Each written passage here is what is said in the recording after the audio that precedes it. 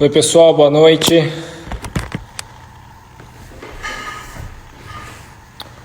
Vamos começar mais uma live aqui da RBR. Hoje, meu convidado especial aqui, sócio e CEO e fundador da RBR, Ricardo Almendra.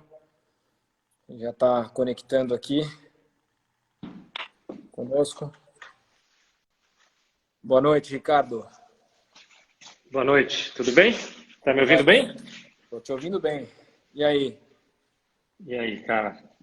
Tudo certo? Tudo certo. Tudo certo. Vou colocar aqui que eu tô com frio, pera aí. Criou bem hoje, né?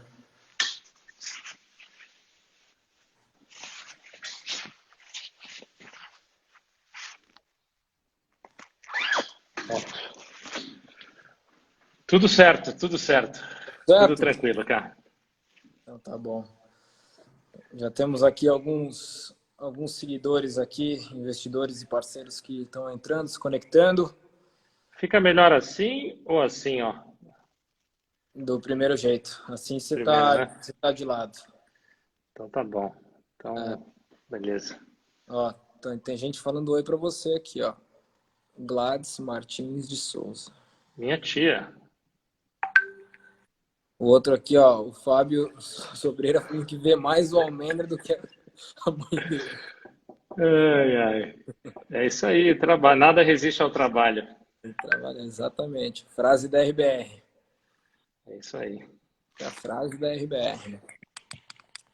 Vamos lá, vamos começar aqui o nosso bate-papo hoje. Agradecer primeiramente todo mundo que está nos assistindo, nos prestigiando. Esperamos que todos estejam bem, já nesse cenário aí longo de isolamento, semi-lockdown, né? Que dá para falar que a gente está em lockdown, mas está em semi-lockdown. Esperamos que todos estejam bem, estejam saudáveis e, enfim, prazer sempre estar aqui nesse espaço com vocês. Hoje nós vamos abordar um tema, a gente vai falar bastante de mercado de escritórios de offices em São Paulo, que é um tema bastante recorrente aí, de muitas dúvidas, muitos questionamentos e vamos abordar a questão do home office. Como é que o home office, num cenário pós-Covid, vai impactar o cenário de offices em São Paulo e, consequentemente, no Brasil afora e acho que no mundo todo, né? Acho que é uma nova realidade, é um negócio que eu estou lendo bastante coisa e usa-se bastante o termo a nova normalidade do mercado pós o cenário de Covid, como é que isso vai ser. Então, a gente vai debater bastante coisa aí, passar bastante informação para vocês a respeito disso. As perguntas que vocês queiram mandar, hoje vamos tentar ser interativo, manda aqui para a gente vai debatendo. Também se tiver pergunta de outros fundos, podem fazer, não tem problema nenhum. A gente está aqui para ser um bate-papo informal e aí a gente vai trocando ideia, batendo bola. Antes de começar, eu só queria passar algumas informações para vocês que são investidores ou possíveis investidores, alocadores que estão nos acompanhando. A gente acabou de divulgar os resultados dos nossos fundos da RBR. O RBR Alpha, que é o nosso fundo multi-estratégia, que é o nosso Fund of Funds. A gente distribuiu 0,60 centavos por cota, que frente à cota de fechamento, aliás, a cota de fechamento de maio, 101,51, dá um dividend yield de 7,33, tá? O RBR Rendimento High Grade, que é o nosso fundo de CRI, a gente pagou 0,55 centavos por cota, a cota fechou a 90,25, isso dá um dividend yield de 7,56% líquido ao ano. É um fundo imobiliário, mas que só compra renda fixa, com ótimo risco de crédito, então um baita retorno aí. É ótimo ponto de compra esse fundo nesse preço, está com desconto em relação ao valor patrimonial. No RBR Properties, que é o nosso fundo de tijolo, nós pagamos 0,40. Esse é um fundo que nós estamos ainda em processo de alocação, um fundo que tem bastante caixa ainda, se aproveitando de boas oportunidades que essa crise e a volatilidade oferece. A gente adotou uma política um pouco mais conservadora na distribuição de resultado, a gente está fazendo um pouco de reserva, dado esse cenário, a gente pagou 0,40, que dá um dividend yield de 6,39% ao ano, frente à cota de fechamento, que foi 77,43%. No high yield, que é o nosso fundo de CRI mais high yield, a gente pagou 0,65, a cota fechou próxima de 100, dá um yield de 8,17. E no RBR Log, a cota é 100, a gente pagou um dividend yield de 9,7% ao ano. Tá? Então, eu queria passar essas informações para vocês. A gente soltou agora há pouco. A gente está soltando agora um comunicado único falando desses dividendos. Então, quem faz parte do nosso mailing recebeu. Quem quiser entrar nesse mailing, só mandar um e-mail para mim no ri@rbrasset.com.br e a gente adiciona vocês. Então, eu vou passar a bola agora para o nosso querido Ricardo, para começar a falar um pouquinho desse mercado de office em São Paulo, como é que ele está se comportando, e a gente vai batendo bola, a gente puxa o gancho aí para falar um pouco de home office e como é que tudo isso pode se... como é que isso vai ser a nova normalidade daqui para depois que passar esse cenário de Covid. Legal, Brunão, obrigado. É ótimo estar aqui de novo. Esse canal que a gente está fazendo, a gente fez quase que semanalmente, desde o início da crise, e a nossa ideia é manter, sempre trazendo algum assunto interessante aqui. Queria aproveitar, só antes de entrar, Bruno, na bola aí que você puxou, tem alguém que perguntou de um fundo que não é nosso, que eu acho que é super legal a gente aproveitar e esclarecer, que é o RBRD, D de dado. Esse fundo não é nosso, tá? Então, tem acho que uma pergunta, se eu não me engano, ligado a isso. Já não é a primeira vez que eu vejo, então eu queria aproveitar e falar que esse fundo não é nosso, não é da RBR. O nome confunde um pouquinho, mas é o RBRD, né? Ele não é nosso.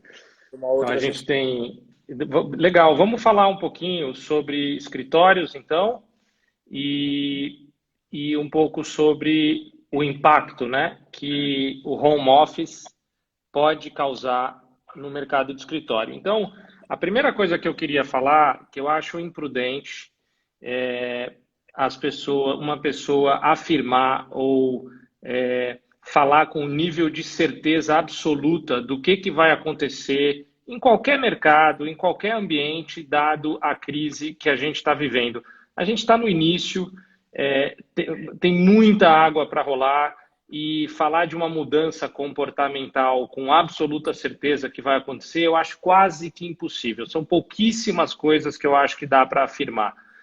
Sei lá, uma delas que dá para afirmar é realmente o e-commerce, que já era uma tendência, acelerou muito a tendência de crescimento, dado o isolamento social, a impossibilidade de você sair, as pessoas têm que consumir pela internet. Isso já era uma tendência, só que acelera muito isso. Isso acho que dá para afirmar. São pouquíssimas coisas que dá para afirmar. Então, o que eu quero separar aqui a minha explicação em duas coisas. Primeiro, quais os benefícios ou malefícios que eu vejo no home office, sem juízo de valor de o que vai ganhar, se são os benefícios ou os malefícios, isso é uma coisa. E a outra, no momento da crise que a gente está, porque acho que à medida que as semanas vão passando, algumas coisas boas podem não ser tão boas. E a outro lado é oferta e demanda por escritórios. Porque o impacto do home office está diretamente ligado à oferta e demanda dos imóveis. Eu quero contextualizar um pouco o momento que a gente vive de oferta e demanda de escritórios. Então, falando primeiro do home office, né? O que eu acho que traz a grande lição que o home office trouxe até aqui? Ela me ensinou, e acho que ensinou muitas pessoas, que funciona trabalhar de casa. Funciona. E, surpreendentemente, dá para ser até mais produtivo do que trabalhar do escritório. Então, acho que existe uma real chance de ganho de produtividade trabalhando no home office. É um ganho. Quer dizer que agora eu prefiro trabalhar de casa do que trabalhar no escritório? Não. Só estou dizendo que eu aprendi e acho que muita gente aprendeu que funciona. A outra coisa que eu acho que fica a lição, se eu posso administrar de alguma forma o home office, eu posso talvez administrar melhor os meus custos. Talvez eu não precise do mesmo escritório que eu precisava. Ou, mais até do que devolver escritório, que eu acho improvável, na hora que eu planejar o crescimento, uma mudança de escritório de um lugar para o outro, eu posso administrar melhor meus custos pensando em parte dos meus funcionários trabalharem de casa. A outra coisa legal, eu acho que uma vez que você aprende que o home office funciona, isso pode ser um baita diferencial para o teu funcionário. Pô, aquele funcionário que pega 2, 3 horas de transporte por dia e é um tempo jogado fora, ele certamente está valorizando mais a possibilidade de usar esse tempo de uma forma melhor. Então, usar o home office como uma flexibilidade na gestão da tua equipe, dos teus funcionários, eu acho que é outra coisa muito bem-vinda e que a crise ensina, acelera, né? Então, eu acho que esse é um pouco de todos os aspectos positivos. Do lado negativo, eu acho extremamente cansativo o home office. A primeira semana foi divertida, a segunda deu uma piorada, a terceira, a quarta, a quinta, cada semana vai ficando menos divertido. Você vai sentindo falta do convívio social, a tua produtividade ela vai caindo. E mais do que isso, eu acho que eu sinto as pessoas, de um modo geral, mais cansadas, né? O trabalho em casa é um trabalho mais... Não tem o café, não tem a conversa, o momento de descompressão, ele é mais O contato porrada, né? social é bem frio, né? Você não tem, Então, por mais que você veja as pessoas aí na câmera, é diferente, né? Então, acho mais cansativo, acho menos divertido. A infraestrutura de se fazer home office é um baita desafio. Então, internet adequada, espaço adequado, cadeira adequada, Acústica. acústica, barulho. Como é que você administra o teu trabalho com as outras pessoas que moram com você, né? Então, a própria segurança das informações que você está trabalhando, tudo isso as questões de infraestrutura são muito importantes. Uhum. É sabido que com a necessidade de um distanciamento maior das pessoas que a doença exige, que o vírus exige, os escritórios também vão ter que ser menos adensados. Normalmente se falava de funcionário para cada 7 metros quadrados. Isso eu acho que tranquilamente vai para pelo menos 10 metros quadrados. Esse é um ponto bem interessante e bem importante, né? Uma coisa é você trabalhar de casa e estar todos os seus colegas trabalhando de casa, e outra coisa é você trabalhar de casa e parte está no escritório, parte está em casa. Fica mais difícil de você estar 100% updated do que está acontecendo. Então, essa produtividade no mundo normal é pior naturalmente no home office, na minha opinião. É uma baita falta da integração, do convívio social. E você tem questões trabalhistas que são muito desafiadoras no ambiente como o Brasil. Como é que você vai administrar as horas trabalhadas? Isso, numa empresa como a nossa, Bruno, que são 30 pessoas, 9 sócios, um ambiente super informal, é completamente diferente de uma multinacional, né? De uma 5, empresa... 6, 10 mil funcionários, você aplicar isso, como é que você garantir que todos esses caras, que sei lá, 20, 30% da tua empresa vai aplicar o home office, e você garantir que essas pessoas tenham condições suficientes para produzir pelo menos igual ao que elas produziam, garantindo que ela tenha conforto, acústica, todos esses fatores, é um desafio grande. Então, olhando pura e simplesmente a questão do home office, eu acho que a crise, pensando na diminuição ou na gestão dos custos, mais o aprendizado que você tem do home office, ela claramente diminui a demanda por escritórios. Diminui a demanda. Então, eu queria guardar essa informação aqui e começar a falar um pouco do mercado de escritórios, né? Porque diminuir a demanda não obrigatoriamente significa que o mercado, o preço do aluguel vai começar a cair. Você tem que ver a quantidade de escritórios disponíveis e a quantidade de demanda, a quantidade de novos escritórios no futuro, como é que vai ser a demanda. Aquela região também, né? Que é super importante isso. Olhando região por região. Então, deixa eu dar uma contextualizada assim no mercado de escritórios, e eu vou olhar só São Paulo, porque é o principal mercado, são 8 milhões de metros quadrados de escritório, os escritórios de um determinado nível razoável para cima. Para vocês terem ideia, o mercado do Rio de Janeiro, que é o segundo mercado, são 3 milhões de metros quadrados. Então, o mercado de Belo Horizonte são 400 mil metros quadrados, o mercado de Brasília são 700 mil metros quadrados, Curitiba 300 mil, Porto Alegre uns 350 mil. Então, assim, o mercado de verdade no Brasil é o mercado de São Paulo, depois Rio, que está num momento terrível. A gente pode falar um pouquinho depois, mas focando em São Paulo. São Paulo veio e atingiu no final do primeiro trimestre de 2020 um índice de vacância. O que é vacância? Escritórios vagos, né? De aproximadamente 15%. Depende da pesquisa, é de 13% a 15% é o índice de vacância de todo o mercado de escritórios classe A.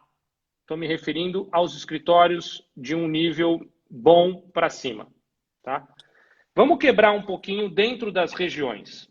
Se eu olhar as principais regiões, Vila Olímpia, vou começar de baixo para cima.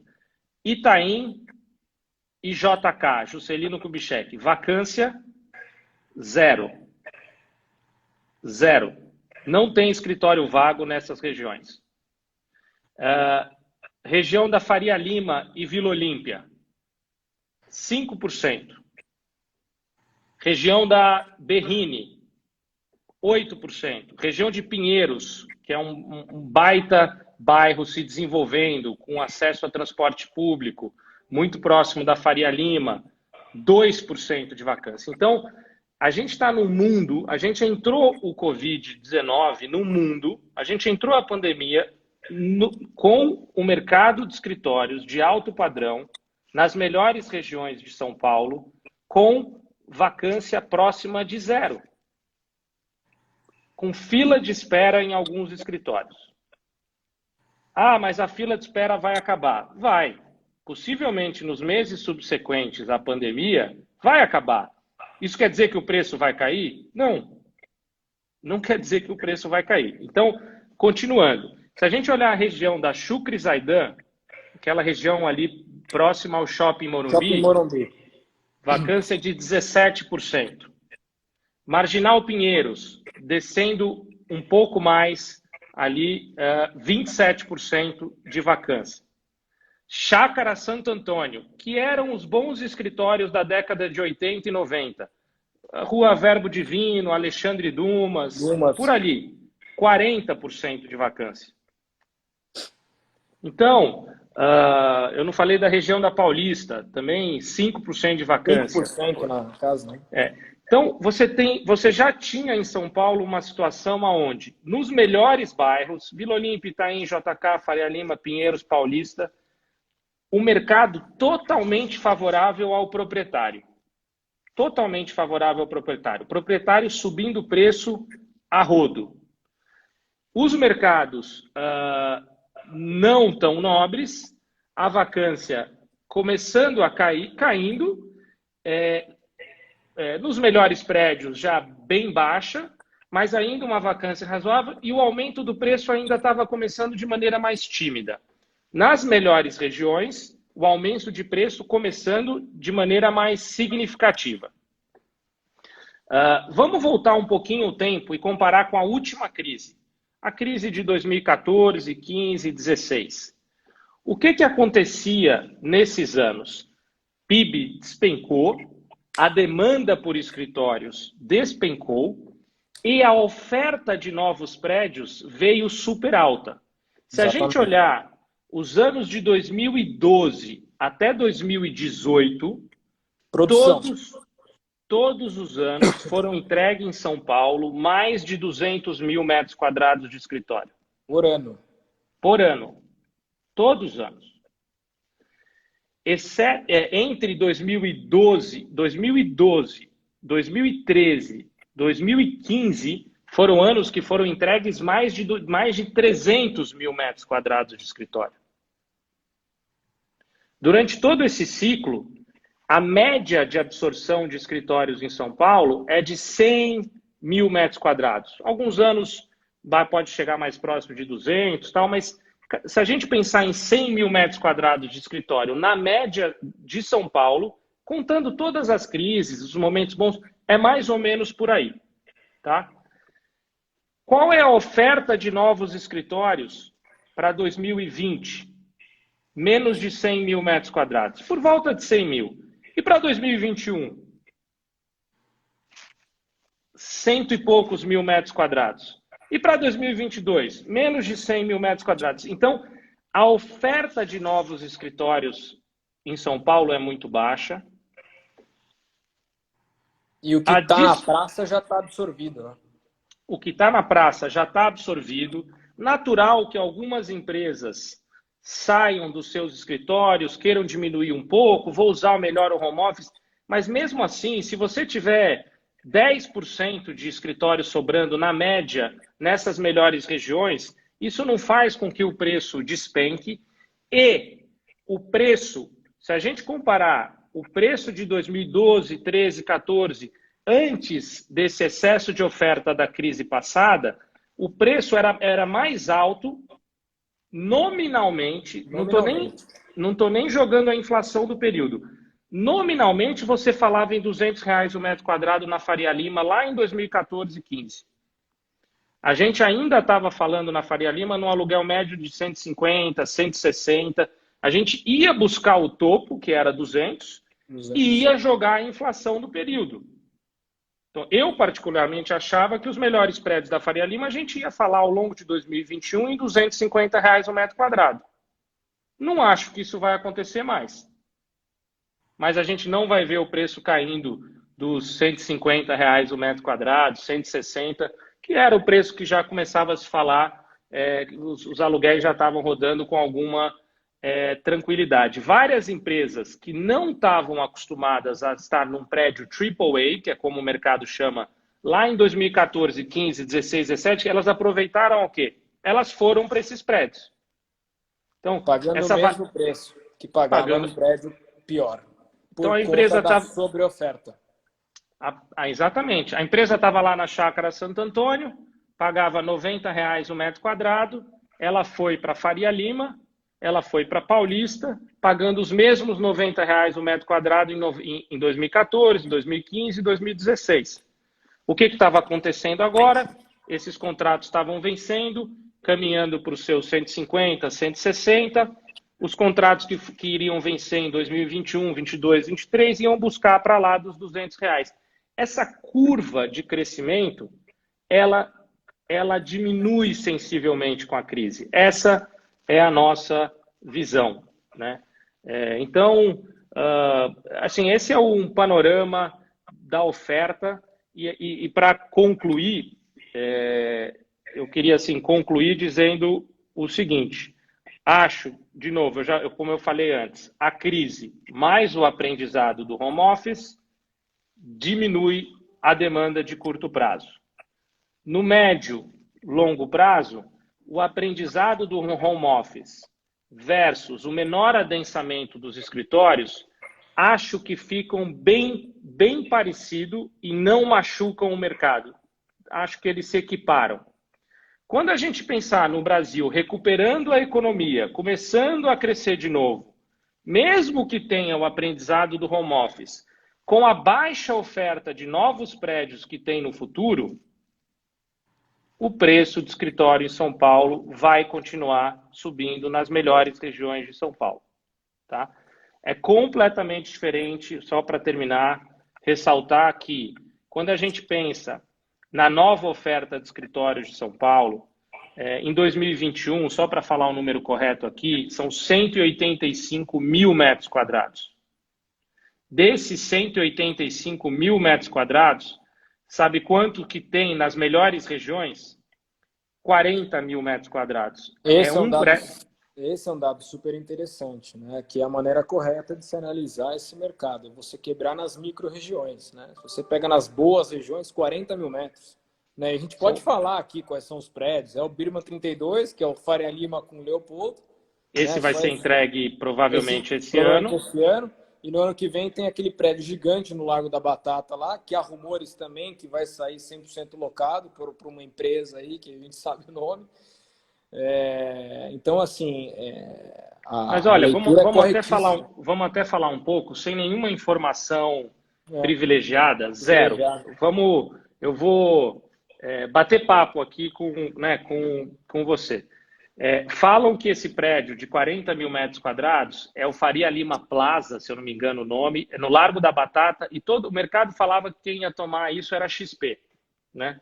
Então, vamos olhar o caso da XP. Vou dar a minha opinião amanhã, se algum amigo aqui da XP estiver ouvindo, ou podemos conversar. É uma empresa que aluga hoje 24 mil metros quadrados em frente ao shopping JK. Tá? Num dos melhores prédios de São Paulo. Tem um sócio meu, que eu não vou falar quem é, que baba por esse prédio, acha o prédio mais lindo de São Paulo. O nome dele é Bruno Franciulli. Ele entra naquele prédio e fica olhando assim, perde uns 5 minutos olhando para o prédio, que é lindo mesmo, é maravilhoso, né? 24 mil metros quadrados. A XP não para de contratar gente. Contrata. Ela estava olhando o mercado e falando, pô, eu não vou mais mudar. Ela saiu de um prédio que ficava na Faria Lima ali com a Leopoldo, mudou para frente do JK, ganhou espaço, mas ela cresce muito. E aquele espaço já está pequeno para ela. Então, eu acho que ela olha, estou dando a minha interpretação aqui do que eu acho que a XP pensa e que deveria fazer, mas ela olha e fala assim, pô, não dá mais para ficar botando escritório. Por exemplo, esse negócio do home office funciona. Vamos administrar melhor isso? Então, eu acho que daqui a 2 anos eu não vou estar num prédio de 24 mil metros. Eu vou administrar melhor esse crescimento. Então, esse é o primeiro ponto. O segundo ponto da XP é o seguinte, eu não sei quantos funcionários tem, mas deve estar batendo 2 mil funcionários. Mais ou menos metade dos funcionários que eles têm é uma área extremamente estratégica para eles, que é a área de desenvolvimento de tecnologia. Tem muita gente nobre, isso é o cerne muito da XP hoje, do desenvolvimento. Então é super estratégico, mas eu sempre me perguntei, faz sentido ter essas 1.000 pessoas no endereço mais caro de São Paulo? Esse tipo de profissional, será que o que eles mais querem é estar no melhor prédio de São Paulo corporativo? Ou eles querem uma sede tipo Google, Facebook, né? Pensa lá no Palo Alto, com aqueles espaços criativos, a sede do Mercado Livre aqui, ou um espaço como o do Nubank, né? Eu acho que combina muito mais com a XP fazer um baita de um campus XP, na Vila Leopoldina, com espaço de lazer, convivência, treinamento, education. Acho que ainda mais nesse ambiente, e por aí vai, e bota um time menor do Investment Banking, da corretora, no Birman 32, na Faria Lima, o novo prédio, que vai ser talvez o melhor prédio de São Paulo, faz muito mais sentido. Então, os rumores que eu ouço de, eventualmente, XP devolvendo parte lá, na minha visão, é isso. É uma releitura de como é que eu quero ocupar o espaço, dado o crescimento dessa empresa. É muito nessa linha. E não do tipo, pô, home office funciona, vamos diminuir metade dos escritórios. Não acho que é isso, né? Então, batendo papo e divagando um pouquinho aqui sobre um case real que a gente não tem nenhuma... Você se empolga, eu não posso cortar para fazer as perguntas e você vai respondendo. Então, o negócio... Na tua fala já foi respondendo várias questões aqui que eu estava para levantar a bola aí para você comentar.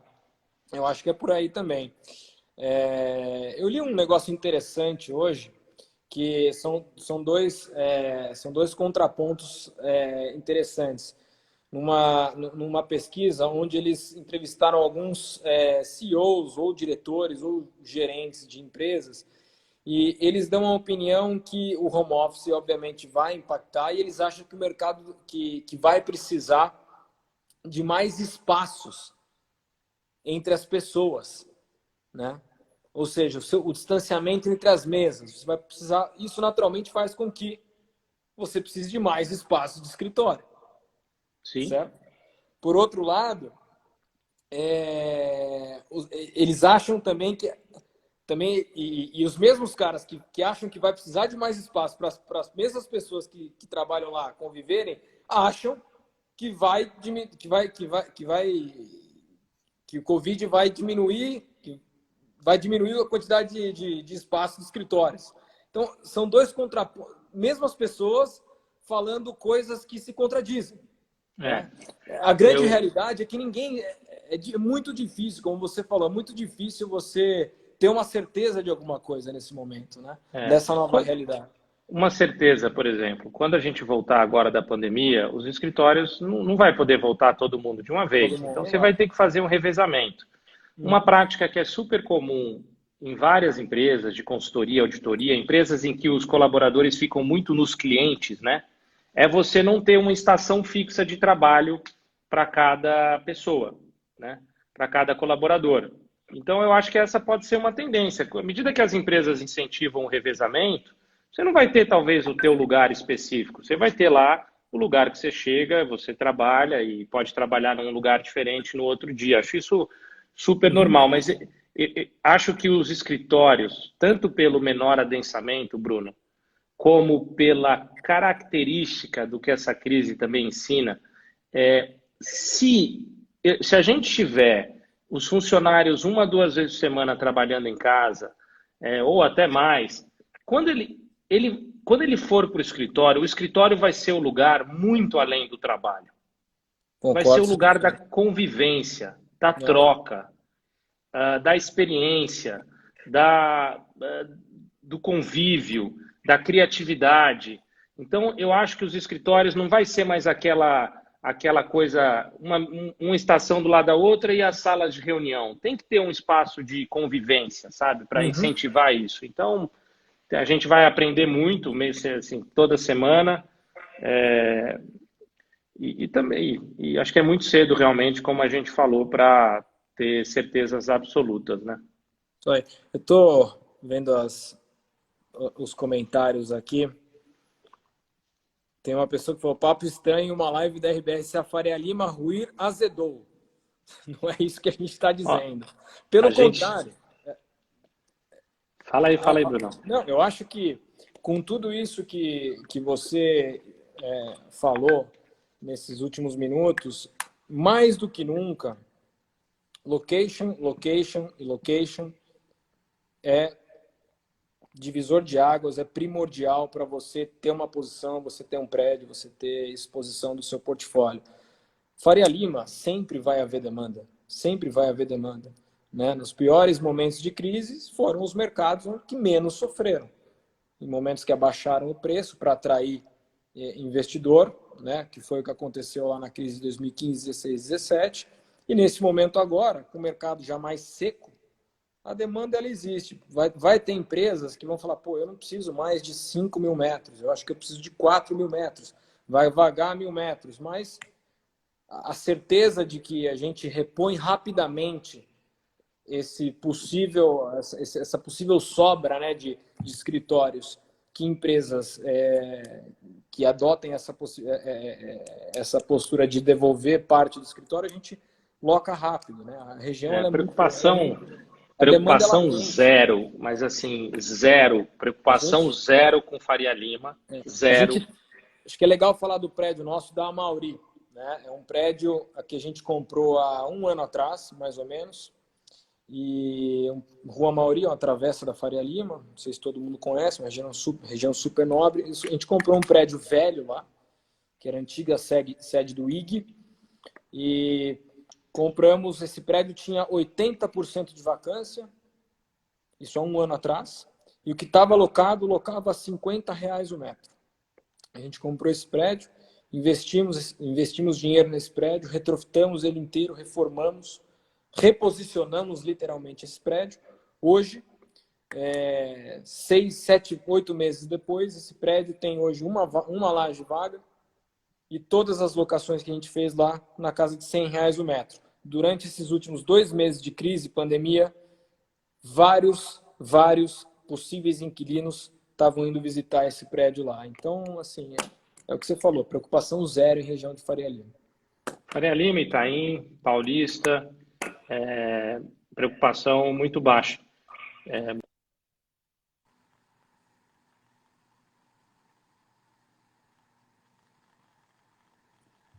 Ricardo, tá me ouvindo?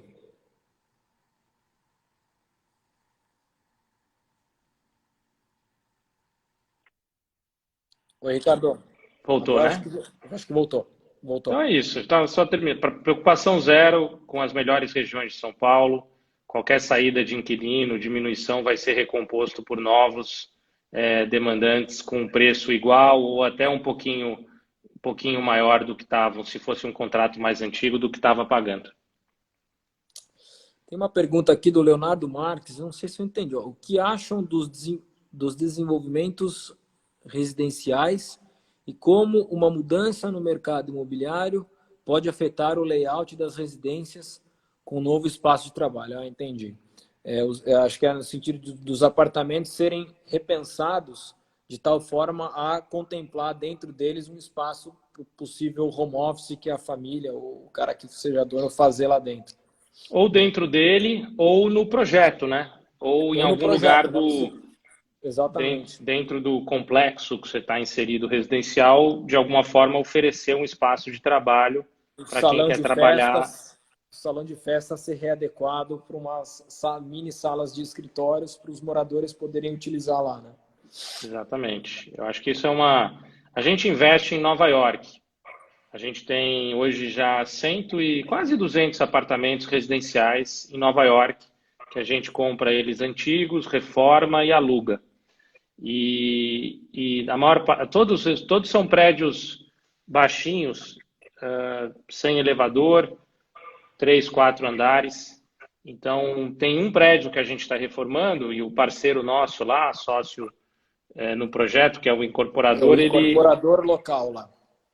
durante, como a gente está na fase de obra, ele perguntou se a gente topava, a gente topou mudar as áreas que são depósitos do prédio, são 6 depósitos que tem lá para os apartamentos usarem como depósito, transformar num pequeno escritório charmoso, bacana, para cada um dos apartamentos. Esse prédio, acho que são 8 apartamentos, tem 6 depósitos, seriam 6 mini escritórios. Então, é uma adaptação já que está acontecendo. Legal. Tem uma pergunta aqui. Qual a posição de vocês em relação ao último leilão de CEPAC para o mercado corporativo? Só fez fazer com que o preço ainda suba mais desse mercado, né? A métrica principal que a gente olha lá, a gente já abordou aqui em algumas lives, é o custo de reposição, né, Bruno? O custo de reposição é a composição. O que é o custo de reposição? Quanto custa para você subir um prédio em São Paulo? Custa o valor do terreno, custa a obra em si, né? Pessoas e tijolo, né? E o quanto você tem que pagar para a prefeitura. Em algumas regiões, essas regiões mais nobres, você tem que comprar o CEPAC. E o preço do CEPAC, o último leilão tinha sido 7 mil metros quadrados, foi para 17 mil. Foi 17, né, Brunão? Foi o último leilão foi de R$ 6.370 por CEPAC e isso em setembro 17.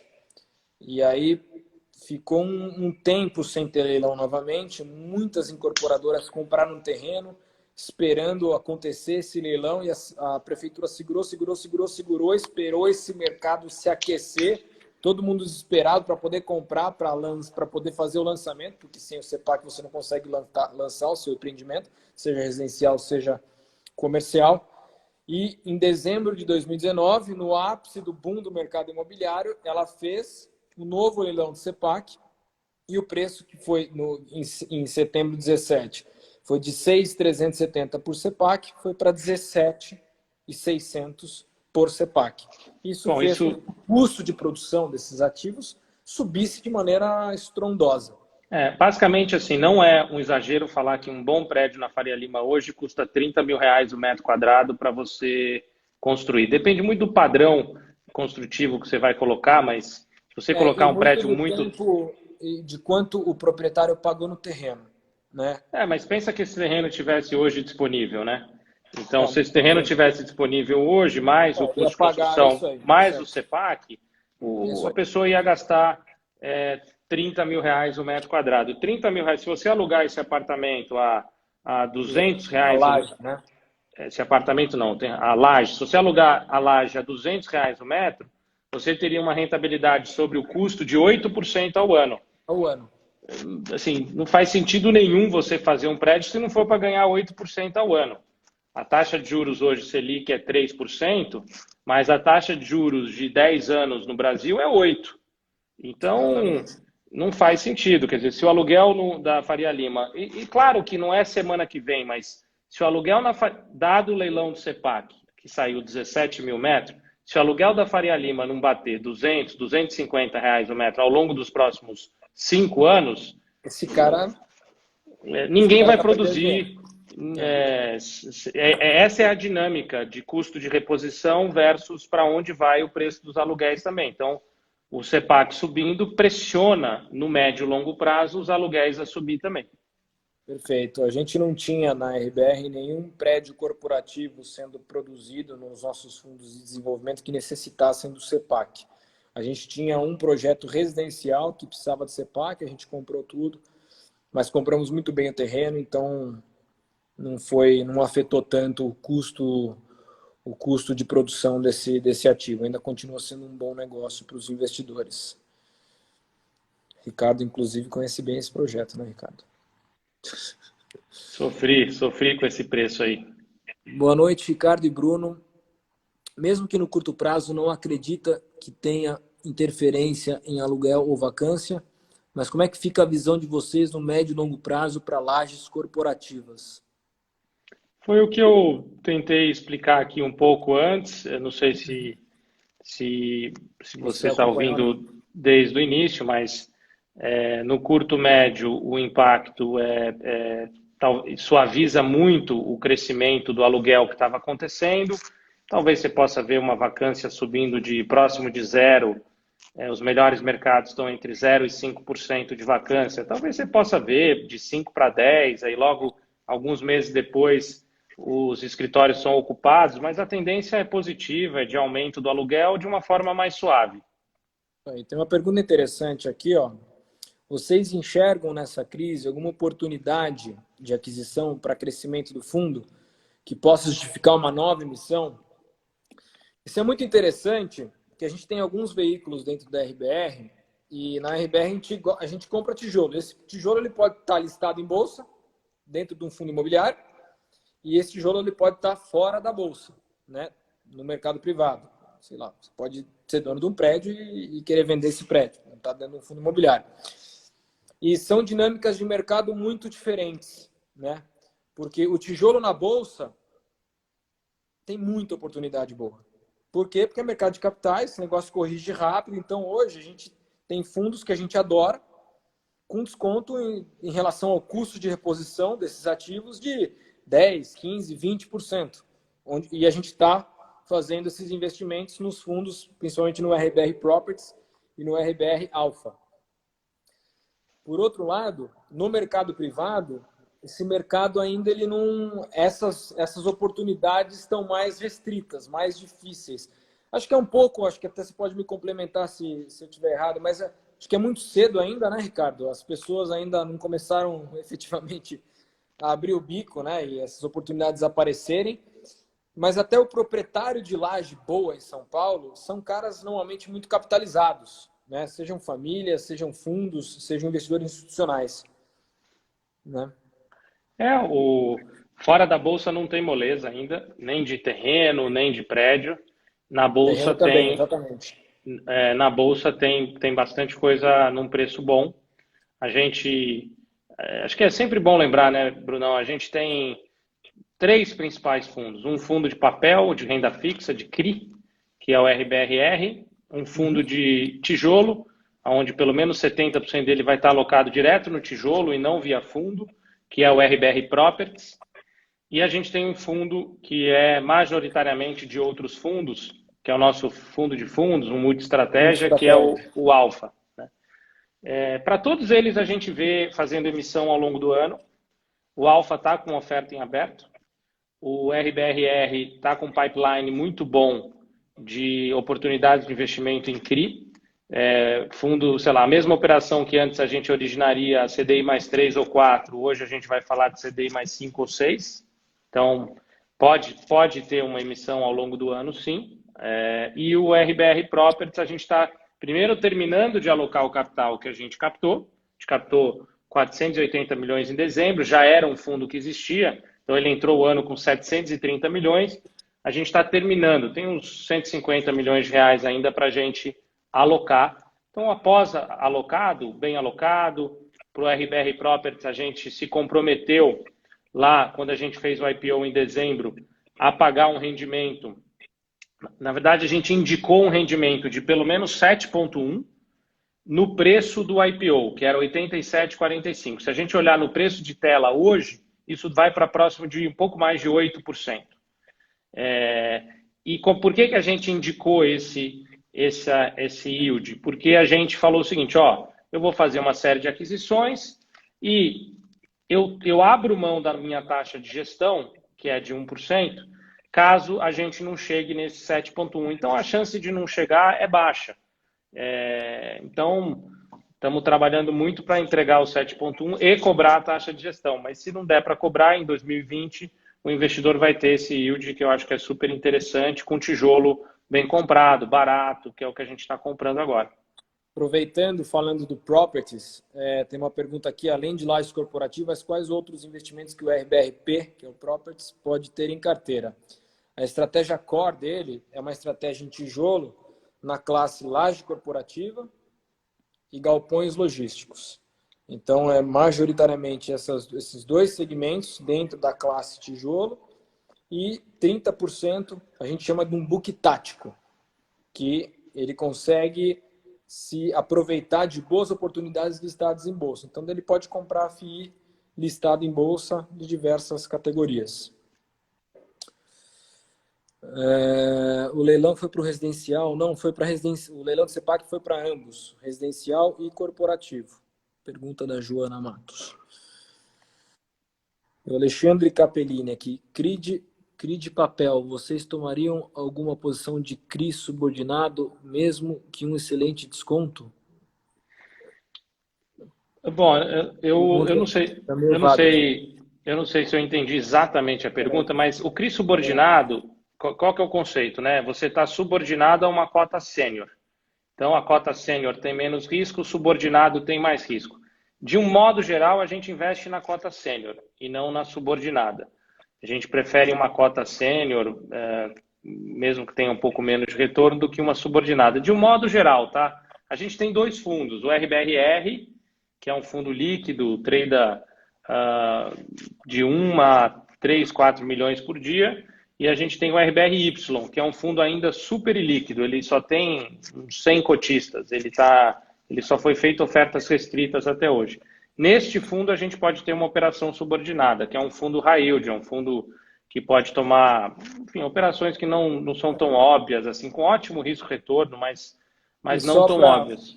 E só para vocês entenderem a dinâmica disso, não sei se todo mundo tem conhecimento, a dinâmica, a relação entre sênior e subordinado é que no recebimento da PMT, né, da parcela que você recebe, primeiro paga-se a cota sênior, que normalmente tem um retorno mais baixo.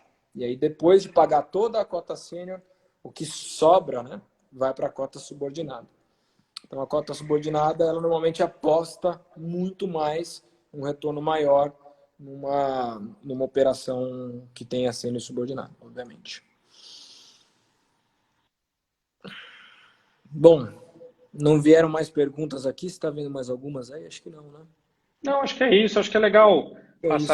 reforçar assim a nossa cabeça para essa crise, né? Várias oportunidades de investimento, coisas boas, baratas, abaixo do custo de reposição, fundo de papel barato. Você monta um portfólio hoje com um retorno esperado de 15, 20% ao ano, olhando um horizonte de 2, 3 anos.